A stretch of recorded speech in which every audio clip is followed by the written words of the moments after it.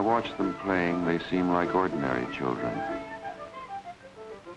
By all rights, they are ordinary children, but circumstances have deformed them. Some of them have serious delinquency records, and nearly all of them are sick enough to need my help as a psychiatrist. The root of most of their troubles is that nobody has ever wanted them. Here, we try to show them they're wanted.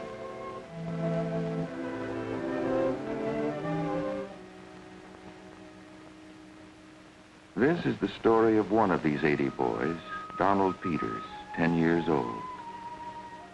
How he lost his way, and how at last he began to find it. We learned his story very slowly, by bits and pieces. But we'll try to tell it as it happened to Donald, secretly in his loneliness, in a lost child's bewilderment.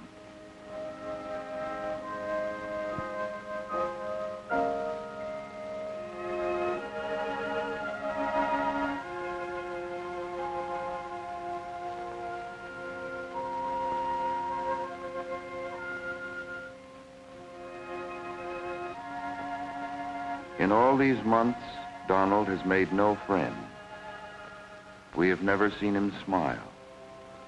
He has hardly spoken. He is one of the quiet ones.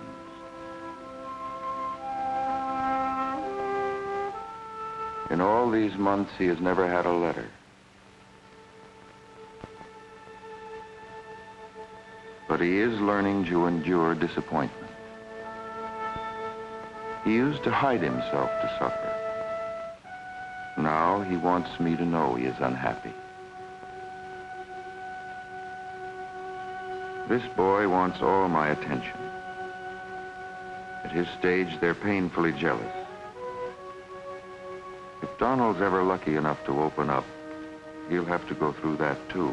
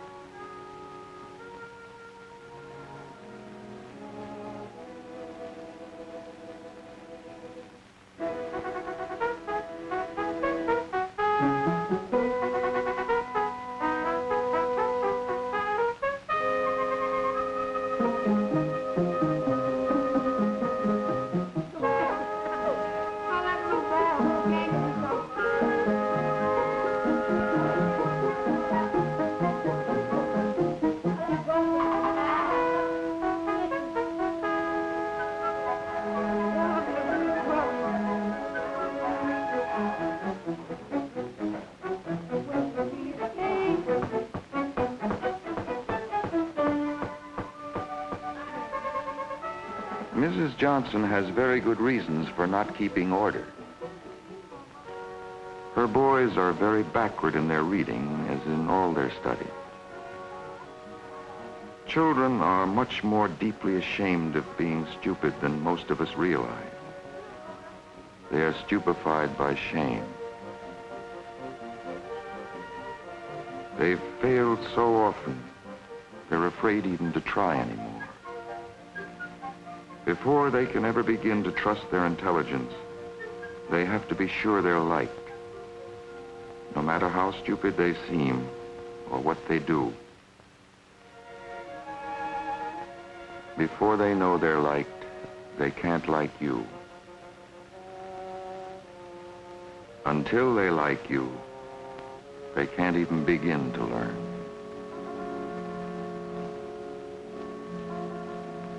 Donald has never learned to read a word. But here, seeing and hearing simple words one at a time, with nobody hurrying him, or scolding or jeering at him, Donald will learn to read. But not for a while yet. For just such a word as baby arouses a deep turmoil of feelings.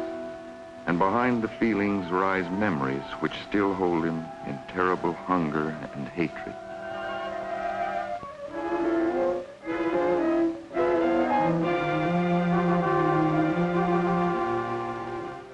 vanished father whose face he can't even recall.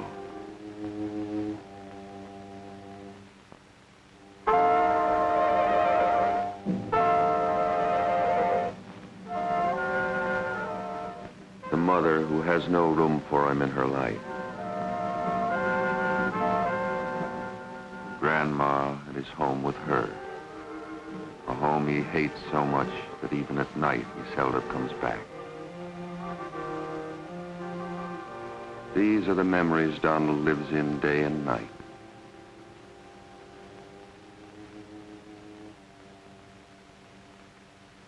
As early on that morning, Grandma is out looking for him again, wherever he may be hiding himself this time.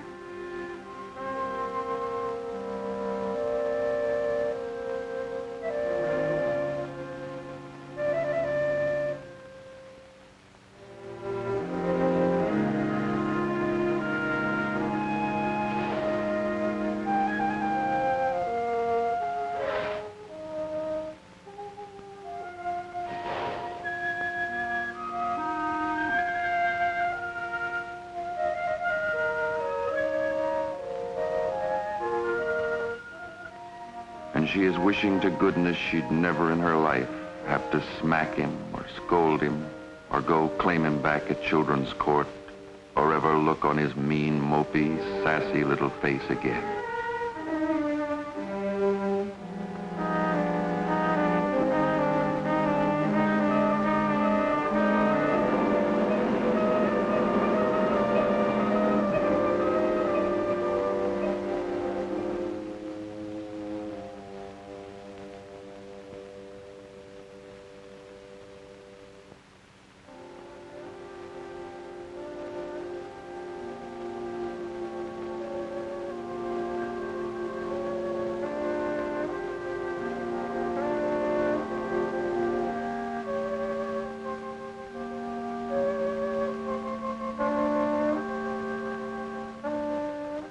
That's how a day begins.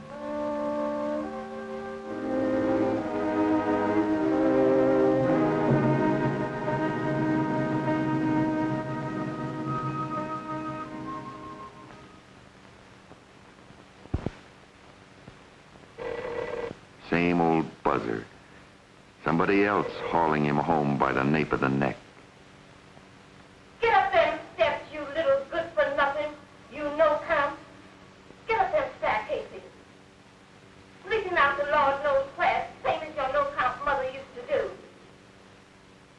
Keeping me up all night, tossing and worrying till all hours. Driving around the cold streets to dig you out of your hiding place. Shame my face in front of everybody. I heard you open your doors down there. Go on and listen. The same old helpless fury. Pray over your features. Try to keep you in the good ways. Sneaking and nibbling and stealing my rent money. All the time looking at me cold as a clam.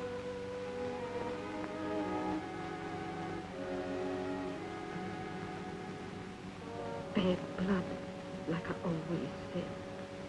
And I know who you've got it from.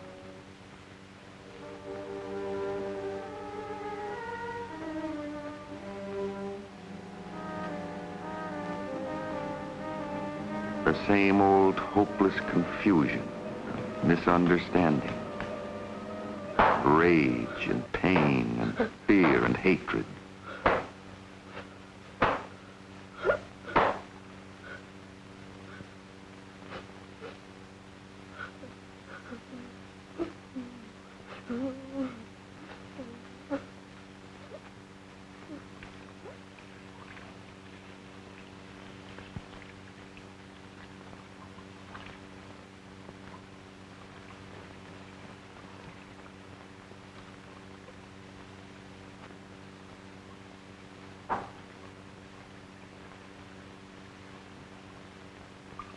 And the sick quiet that follows violence.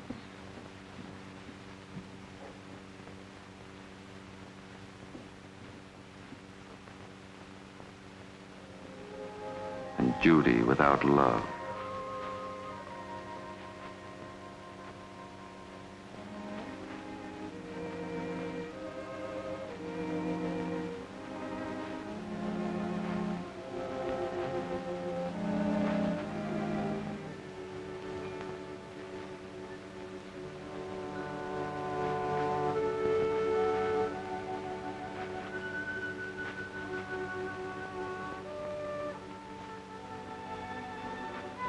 peacemaking that fails.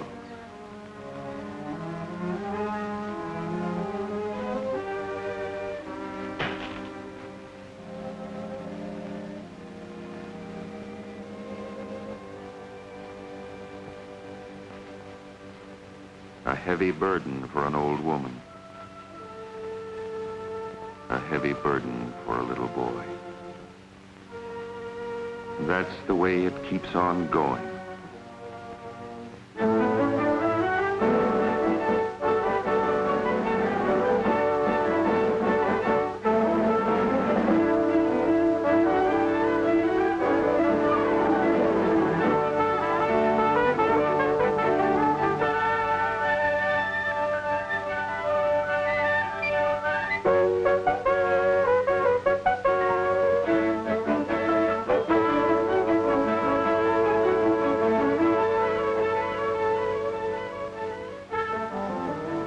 This is one of the things that counts most heavily against Donald.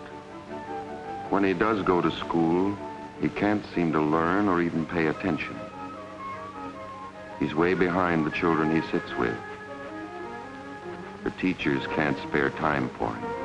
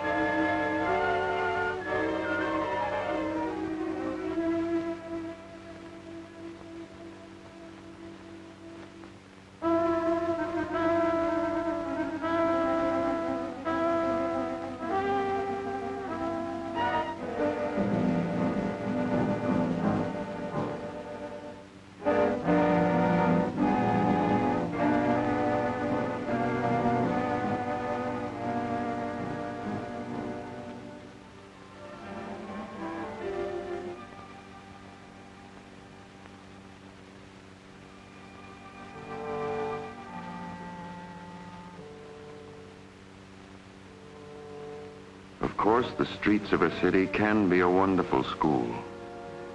Freedom is wonderful, too.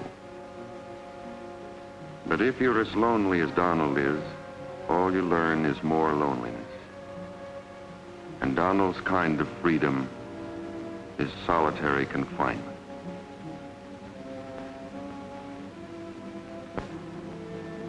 Everybody else has some place to go, some definite thing to do.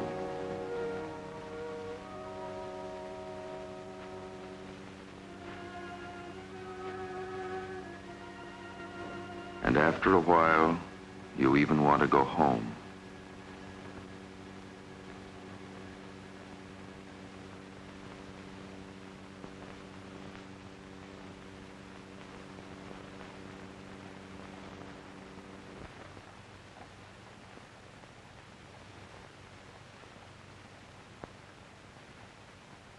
But home is no refuge. Home is a place of unutterable boredom, sadness, wild daydreams, vengefulness, rebellion.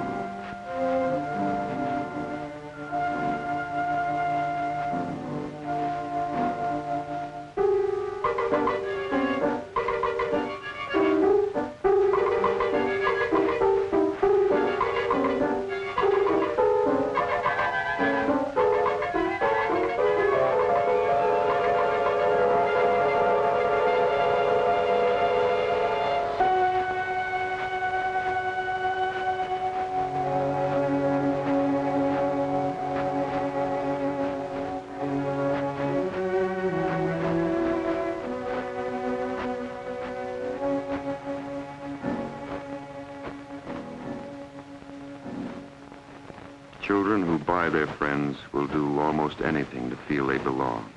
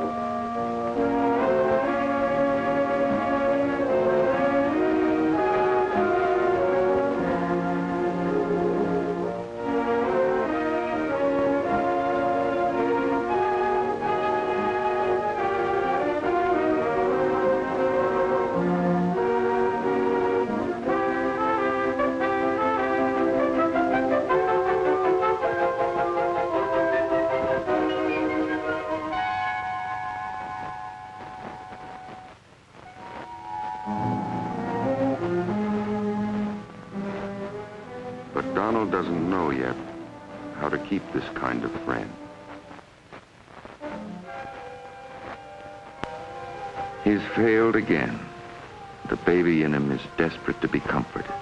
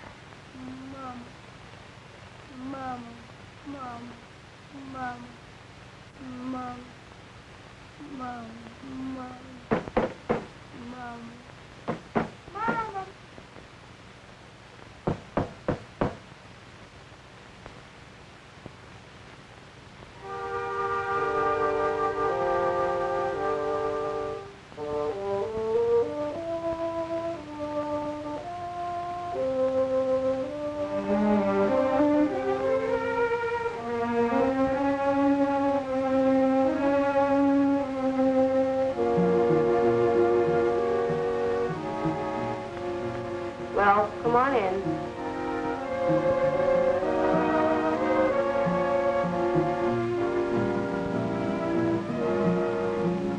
It smells like home, but it's no home for you. Are you coming back in here or not?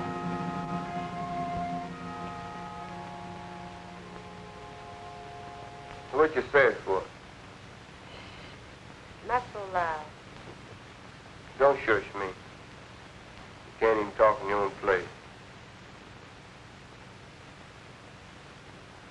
What you say it for then? I didn't mean it like you took it. What you say it for then? I didn't say it like you took it for. Like I took it for. All I know is you said it. Say a thing like that, how do you think I'd take it? This isn't swallowed? Is that it? You want that? Because if that's what you're looking for, you better look someplace else.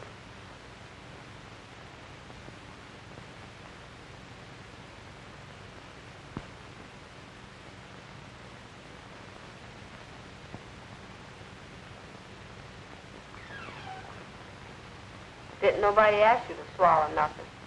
Don't give me that stuff. Wasn't trying to give you no stuff. What you call it? Don't call it nothing.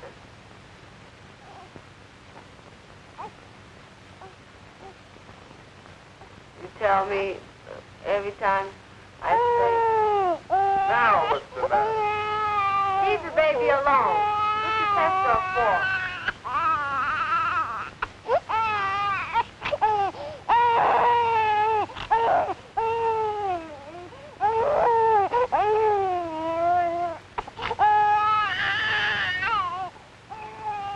Let him mind her. And you and me will go out.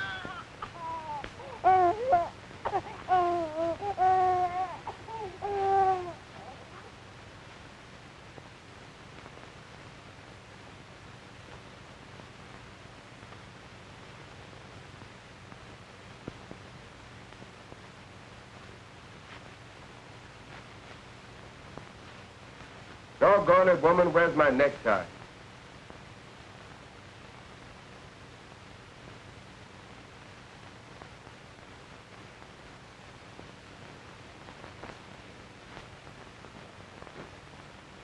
Get me all right.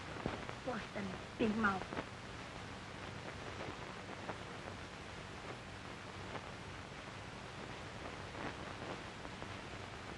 Come on if you're coming.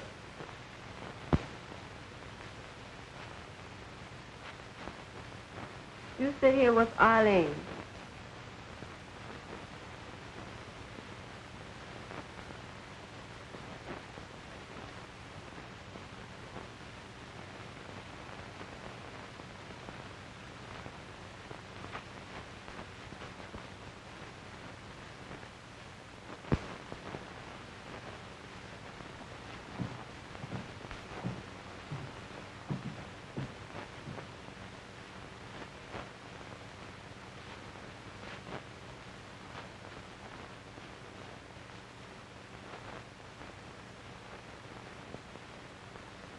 Have you got something to give the kid?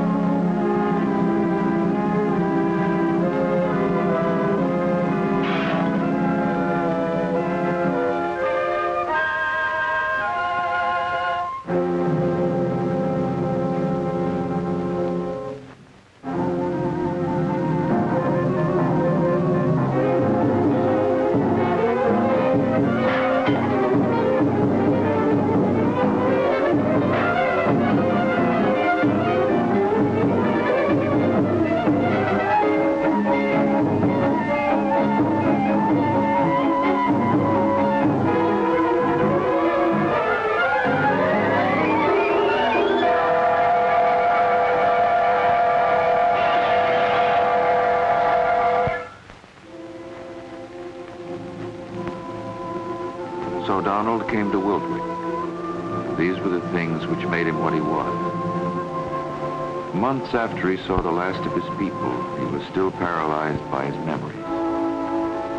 There wasn't much we could do for him until he made some move himself. Once every year at Wiltwyck, there's a pretty thick run of fish. If you're good at it, you can just knock them on the head.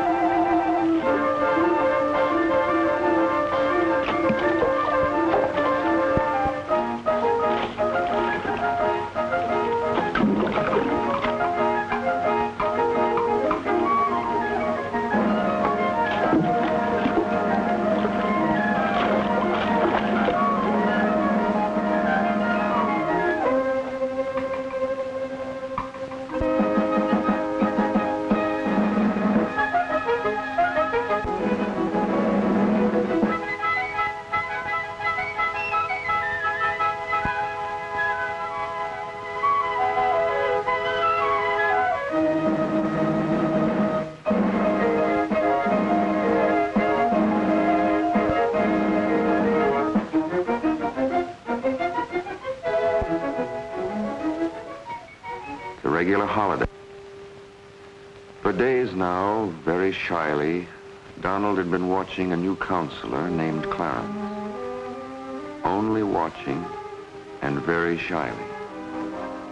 For children of Donald's kind have a desperate terror of rejection. But now at last, against all that terror, in front of everybody, Donald took the greatest risk of his life and made the first friend of his life.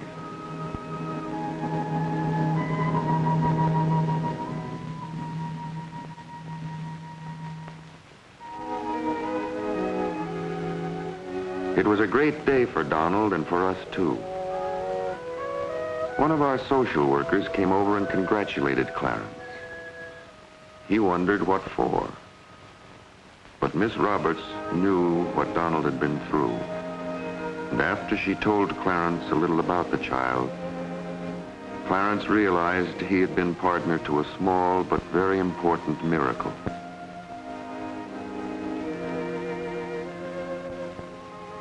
From then on, Donald was as touchy as a boil. Children always are when their affections begin to be stirred up. He was touchiest of all toward his new friend.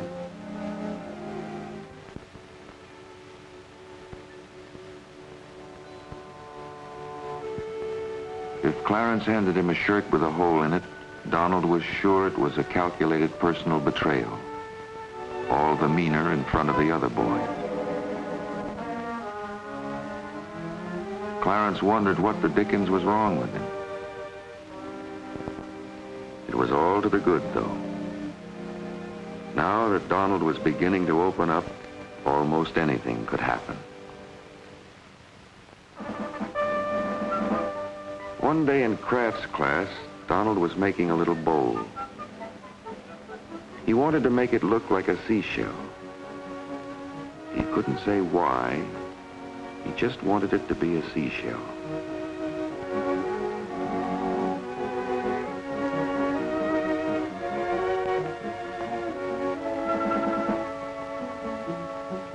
Donald seemed to be doing fine. Suddenly, the hands that were working in the damp clay of the unborn shell drew him into a deep quicksand.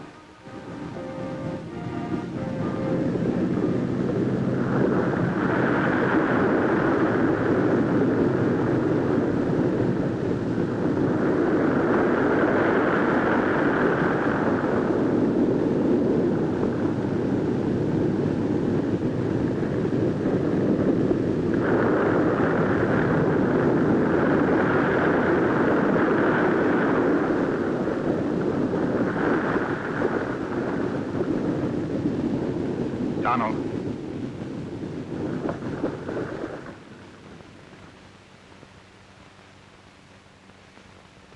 Donald. What's the trouble? Okay. Try it again.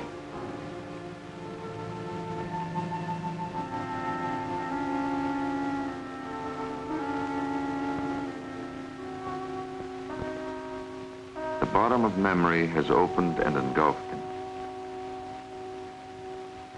All afternoon, in great misery and turmoil, he must hunt among those memories alone.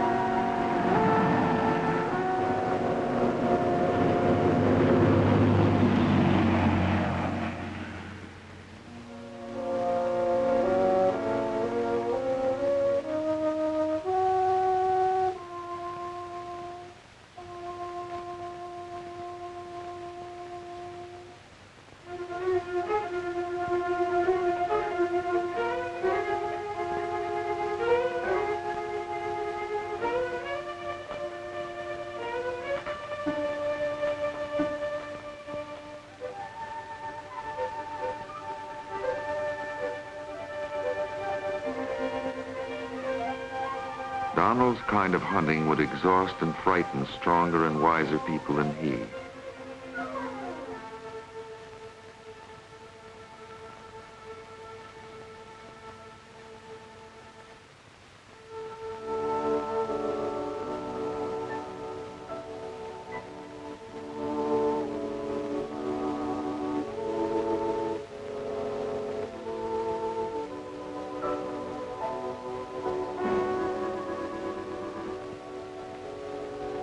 In the past, when he was in trouble, Donald had nobody to turn to. Now, for the first time, he feels the life-giving warmth and gratitude that comes of being comforted. And for the first time, with Clarence's help, he begins to take his place among the other boys.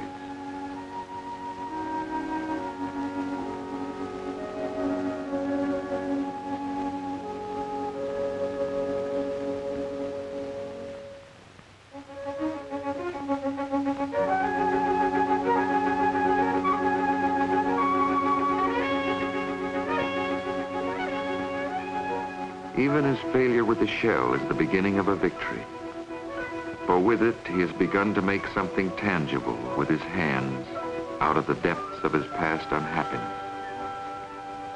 Altogether, it looks as if he were really beginning to take hold of his life. And during these next weeks, as a matter of fact, everything is going to go much better for him. Donald will do some butterfly chasing of his own. He gets to be a pretty good basketball forward for his side. Much to his astonishment, he'll begin to read. In his appointments with me, he becomes almost articulate. Most important of all for Donald, he goes back to the little seashell and keeps at it until he finishes it. That gives him his first real sense of accomplishment.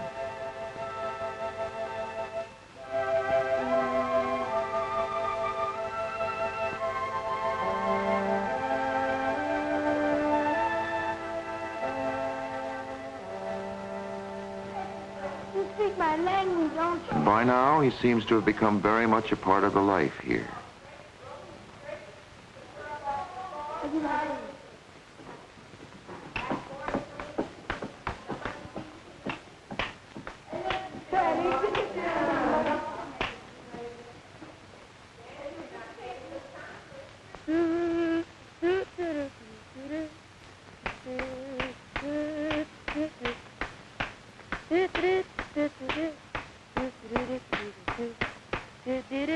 He hardly seems like the same boy anymore.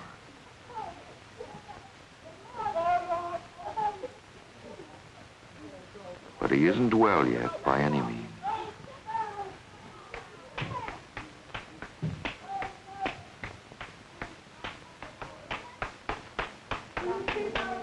So much can happen blindly by mischance. And on this morning, a great deal happened to Donald.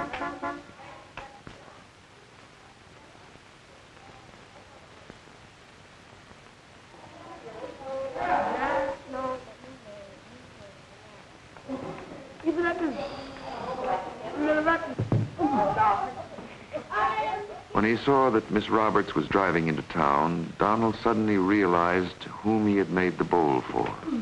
Come on, give on. Give it. Give one up little right there. I'll take. Come on, out this side.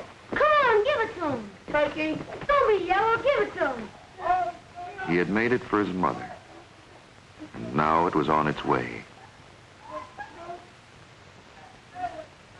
But it was only on its way to my office. Hey, what's going on here? You can't fight like that. Oh, what you want to fight, we'll do it right. Oh, okay, let's count it out. Let's go. Oh, why you... I'll get you.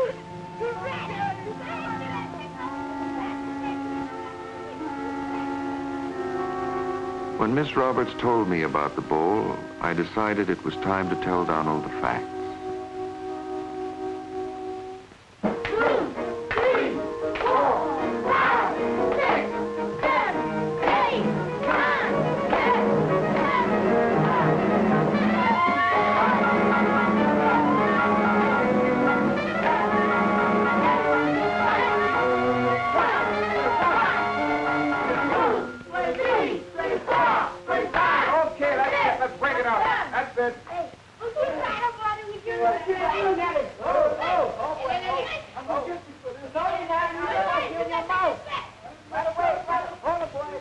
Donald.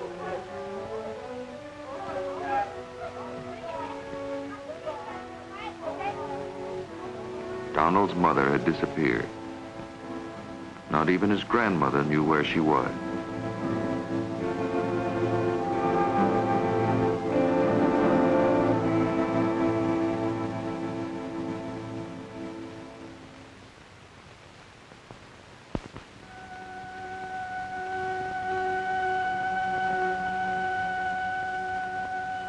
What he made of this knowledge and what came of it brought about the most important turning point in Donald's life with us.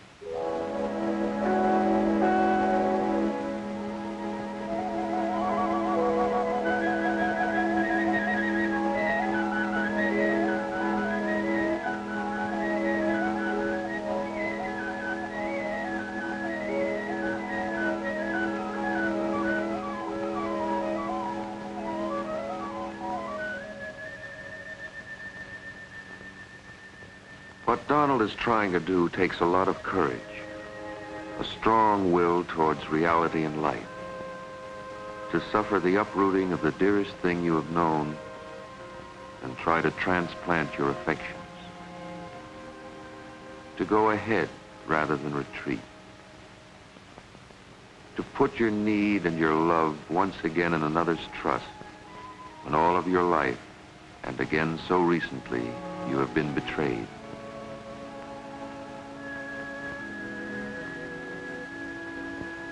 Donald has come a long way with us, thanks largely to his friendship with Clarence, a long way.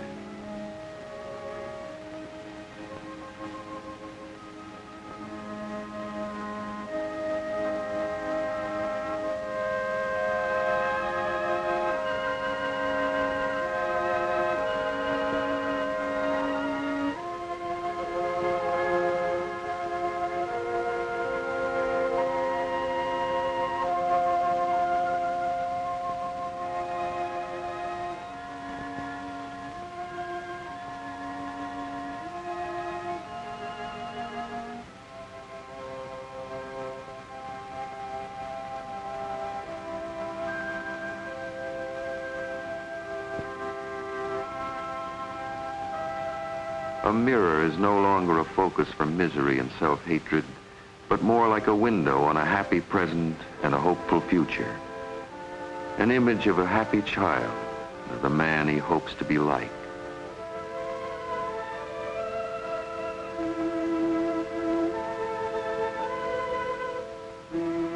But he hasn't come far enough. A starving man can't share food no matter how much there is. And a child so desperate for affection can't bear to share it.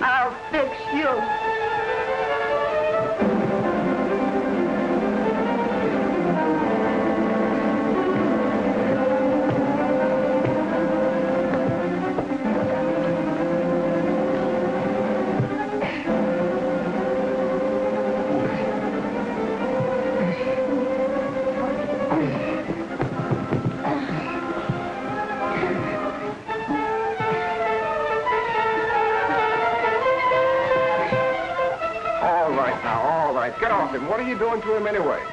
What we do, he tear up our bed. Now, what do you do that for? And what did you do? Now, you go over and fix up that lock and be quick about it. You other guys, clear out here. We're gonna fix our bed. Don't worry about that. Let me handle it. Now, you gotta move on you.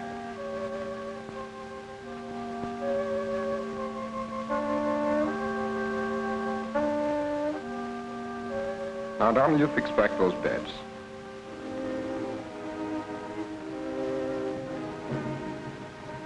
What, you want to make a mess of things for, huh? What got into you? Is something wrong? Something happened? All right, now, let's straighten out these beds, huh?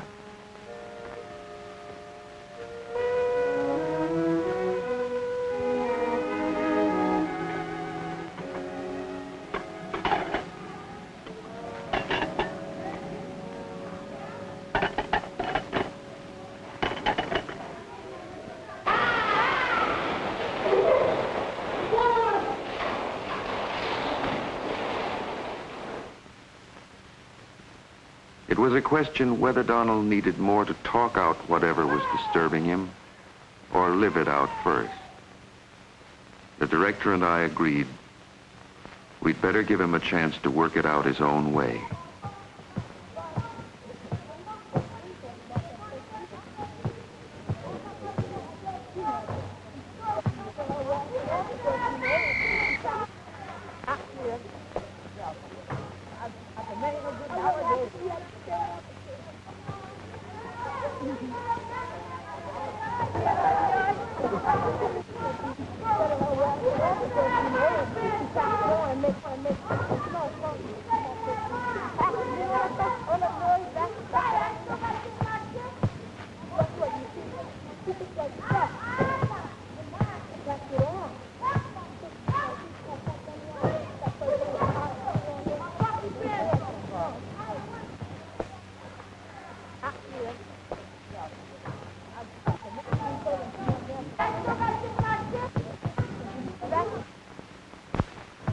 But chances have to be taken because, after all, there are things you can only find out for yourself and by yourself.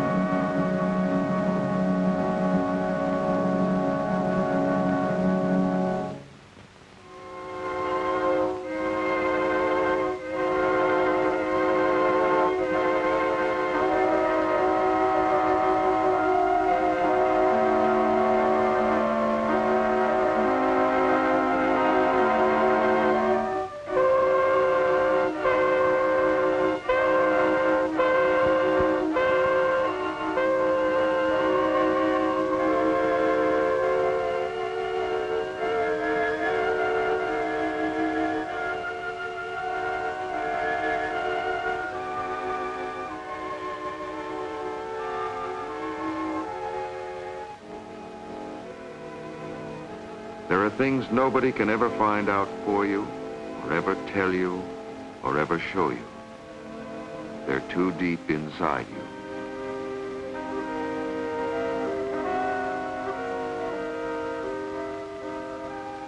And as the day grew darker and colder, Donald found them out.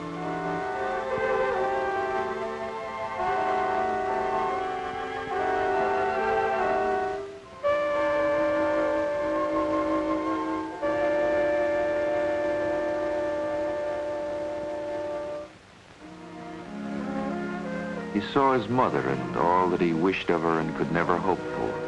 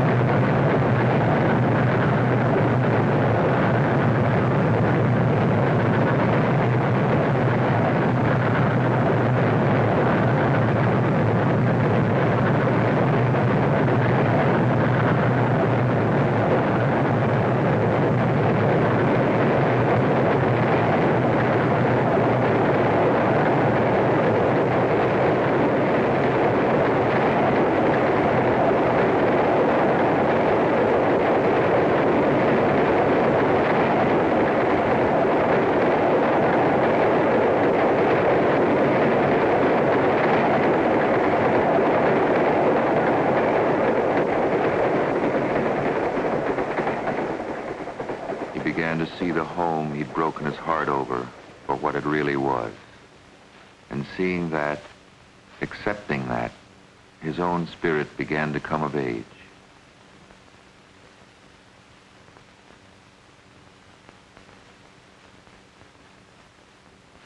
He turned back toward the school.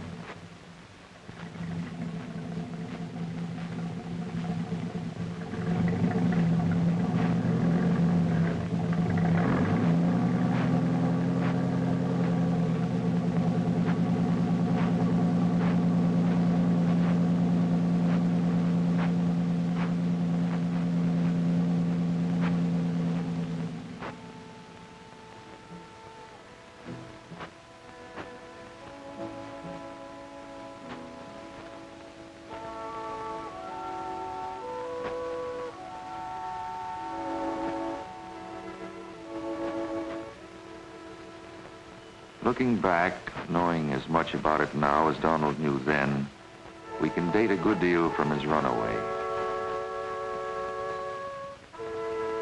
When he gave back the lighter, he didn't only begin to put an end to his stealing. He gave back his extravagant emotional claims on Clarence, his extreme hypersensitive jealousy.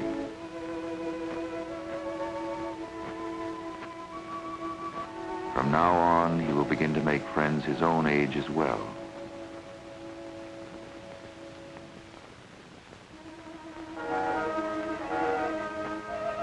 With his experience on the tracks, the baby in Donald began to die. The child was born.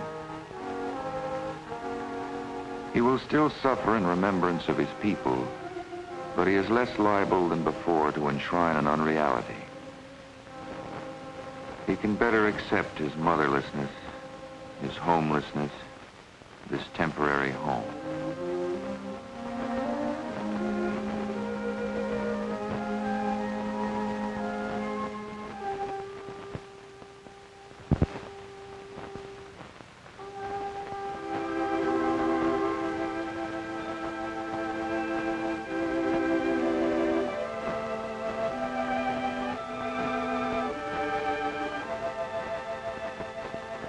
There is no happy ending to Donald's story. The happiest thing we can say is that the worst of his loneliness, the loneliness that paralyzes and kills, is ended. We can help him now. Now that he's begun to make peace with his past, begins to feel at home in the present, we can help him to equip himself against the future.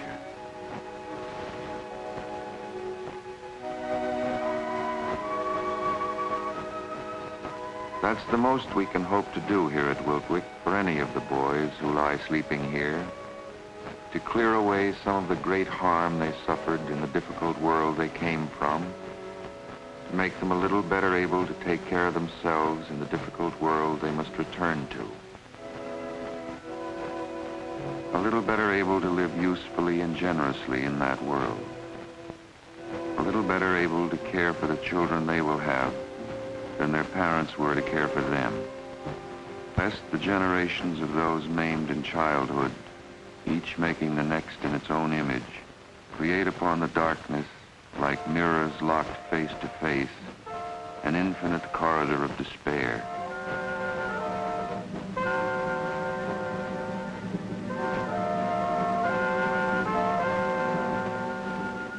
To keep open a place of healing, courage, and hope for as many as we can afford to care for among the thousands of those children who lie sleeping tonight in impoverished little rooms and in poor fugitive derelict holes in the rotten depths of the city.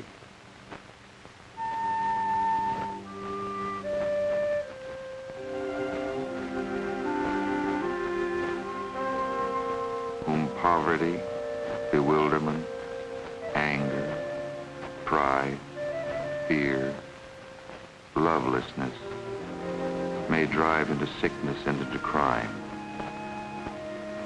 and who, in the world which disfigures them, cannot be cared for and are not wanted.